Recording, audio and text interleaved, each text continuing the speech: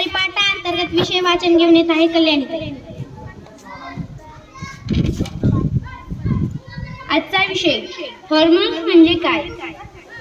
माणसाच्या शरीरात अनेक ठिकाणी अनेक ग्रंथी असतात। या ग्रंथी शरीरातील निरनिराळ्या अवयवांची वाढ करून त्यांना पूर्णता प्राप्त करून देतात। या अशा प्रकारच्या आंतरिक स्त्राव असणाऱ्या ग्रंथींना हॉर्मोन्स म्हणतात। या ग्रंथींचा स्त्राव रक्तात आपोआप मिसळतो।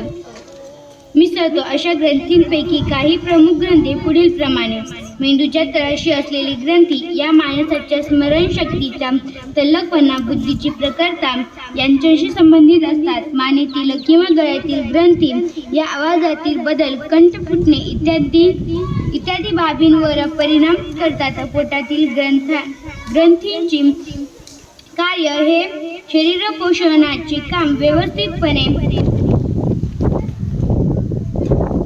चालू ठेवणे, शीत भरून काढणे या प्रकारचे असते। मूत्रपिंडातील ग्रंथींकडे शरीरातील टाकाऊ पदार्थ फेकणे आणि पांढऱ्या पेशींची वाढ करून बाहेरून येणाऱ्या जंतूंशी झगडणे शक्य करणे या प्रकारचे काम असते। धन्यवाद।